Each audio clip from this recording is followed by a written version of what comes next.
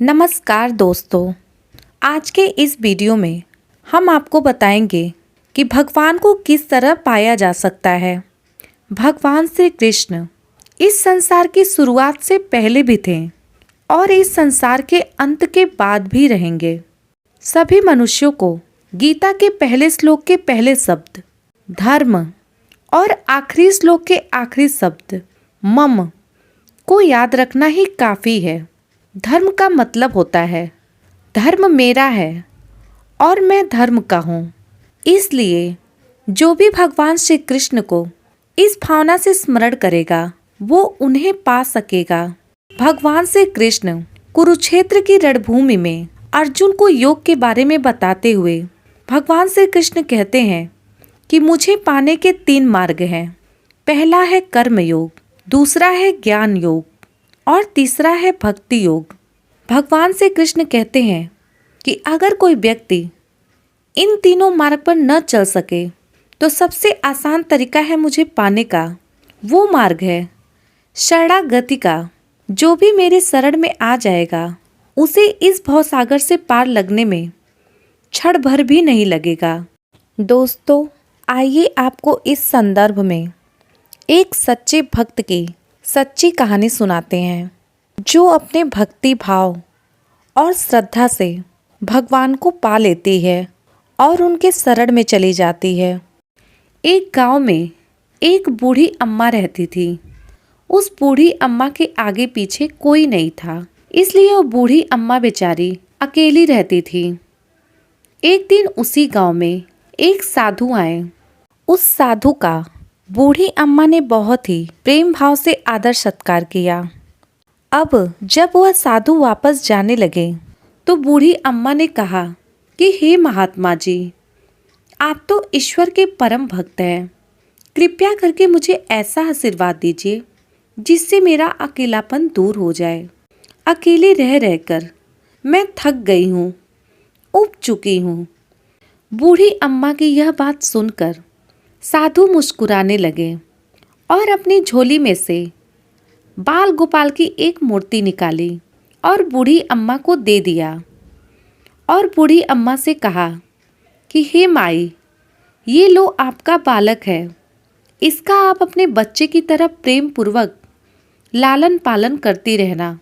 उस साधु से बूढ़ी अम्मा ने बाल गोपाल की मूर्ति ली और बड़े ही प्यार के साथ बूढ़ी अम्मा ने ठाकुर जी का लालन पालन करने लगी। एक दिन गांव के कुछ शरारती बच्चों ने देखा कि बूढ़ी अम्मा मूर्ति को अपने बच्चे की तरह लाड प्यार कर रही हैं। उस नटखट बच्चों को बूढ़ी अम्मा से हंसी मजाक करने की सूझी। उन्होंने बूढ़ी अम्मा से कहा, अरे मैया सुन, आज इस गांव में जंगल से एक भेड़िया घुस आया है जो छोटे बच्चों को उठाकर ले जा रहा है और मारकर उन्हें खा जा रहा है। बूढ़ी अम्मा, तू अपने लाल का ख्याल रखना, कहीं भेड़िया इसे उठाकर न ले जाए। उन बच्चों की बात सुनकर बूढ़ी अम्मा ने अपने बाल गोपाल को उसी समय कुटिया में विराजमान किया और स्वयं लाठी डंडा लेकर दरवाजे पर पहरा लगाने के लिए बैठ गई। अपने लाल को भेड़ियों से बचाने के लिए बूढ़ी माई भूखी प्यासी दरवाजे पर पहरा देती रही। पहरा देते देते एक दिन बीता, फिर दूसरा दिन, तीसरा, चौथा और 5वां दिन बीत गया। वह बूढ़ी अम्मा 5 दिन और 5 रात लगातार बगैर पलके झपकाए भेड़िए से अपने बाल गोपाल की रक्षा के लिए पहरा देती रही। उस भोली भाली मैया का यह भाव देखकर ठाकुर जी का हृदय प्रेम से भर गया। अब ठाकुर जी को भी मैया के प्रेम का प्रत्यक्ष रूप से आस्वादन करने की इच्छा हुई।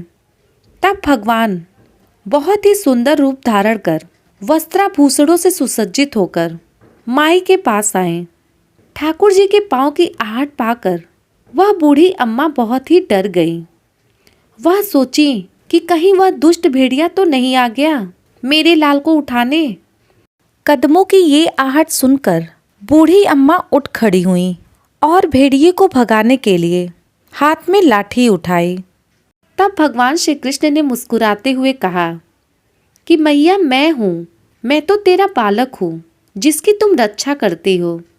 तब बूढ़ी अम्मा ने गुस्से में कहा कि चल हट, तेरे जैसे बहुत देखे हैं, तेरे जैसे सैकड़ों अपने लाल पर न्यौछावर कर दूं। अब ऐसे मत कहियो, चल भाग यहाँ से।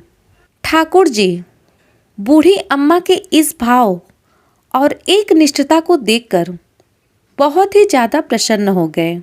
कुछ देर बाद ठाकुर जी मैया से बोले, अरे मेरी भोली मैया, मैं त्रिलोकीनाथ भगवान हूँ, मुझसे जो चाहे वर मांग ले, मैं तो तेरी भक्ति से बहुत ज़्यादा प्रसन्न हूँ। तब बूढ़ी अम्मा ने ठाकुर जी से कहा कि अच्छा, आप भगवान हो, मैं आपको प्रणाम करती हूँ।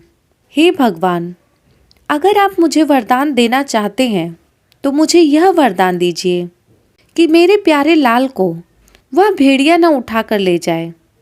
अब ठाकुर जी बूढ़ी अम्मा की यह बात सुनकर और भी ज़्यादा प्रसन्न हो गए और बोले, तो चल मैया, मैं तेरे लाल को और तुझे भी अपने निज धाम ले चलता हूँ, वहाँ भेड़िए का कोई भय नहीं है।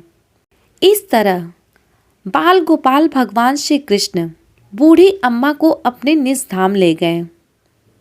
दोस्तों, इस कहानी से हमें यह शिक्षा मिलती है कि हमें अपने अंदर बैठे ईश्वरी अंश को काम, क्रोध, लोभ, मोह और अहंकार रूपी भेड़ियों से रक्षा करनी चाहिए।